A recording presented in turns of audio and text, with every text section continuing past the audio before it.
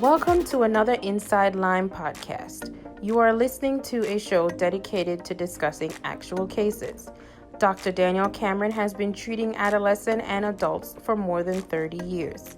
He feels that the best way to get to know Lyme disease is through reviewed actual cases. Please remember that the advice given is general and not intended as specific advice as to any particular patient. If you require specific advice, then please seek that advice from an experienced professional. Now please welcome Dr. Daniel Cameron. I will be discussing a 78-year-old confused woman with Babesia and Anaplasmosis. Paparone and her colleague first discussed this case in the journal Nurse Practitioner in 2018. A 78-year-old woman was evaluated in an emergency room with fevers, chills, lethargy, fatigue, and confusion.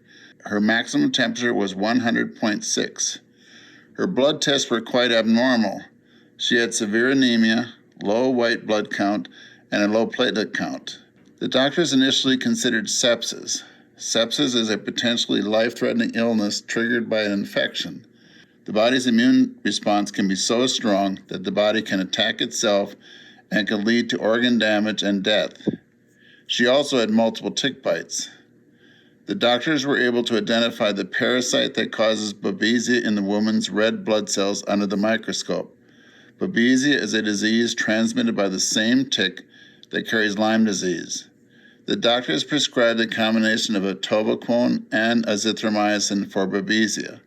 These medicines are marketed under the names Mepron and Zithromax in the U.S. The doctors were also concerned that the woman might suffer from another tick-borne illness called anaplasmosis because her white blood count was low and her platelet count was low.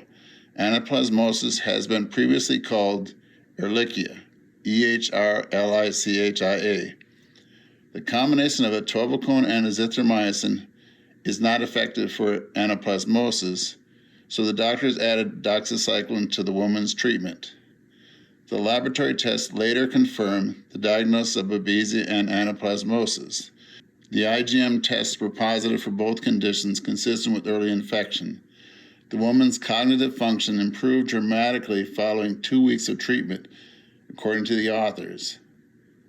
What can we learn from this case? A combination of two tick-borne diseases can lead to confusion in the elderly.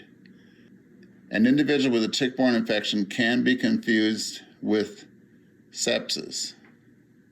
What questions does this case raise? How many elderly with tick-borne illnesses are confused? What if the parasites associated with Babesia had not been seen in the red blood cells under the microscope? Would the woman have been diagnosed in a timely manner for Babesia? What would have happened to the woman if the doctors had not considered anaplasmosis? What would have happened to the woman if the doctors had stopped treatment if the tests were negative? What is the long-term outcome for the elderly with tick-borne infections? Could the woman's short-term confusion described in this case lead to long-term confusion? Many patients are complex, as highlighted in this Inside Lyme Podcast series. We need more doctors with skills diagnosing and treating Lyme disease in the elderly. We need doctors with experience treating individuals with more than one tick-borne infections. We hope that a professional evaluating the elderly can use this case to remind them to look for Lyme disease and co-infections and treat accordingly.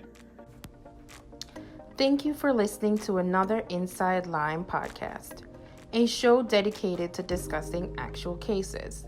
Keep in mind, the notes for this episode and all episodes can be found on our website at danielcameronmd.com. Sign up for our newsletter to keep up with our cases. As always, it is your likes, comments, and shares that help spread the word about this podcast and our work.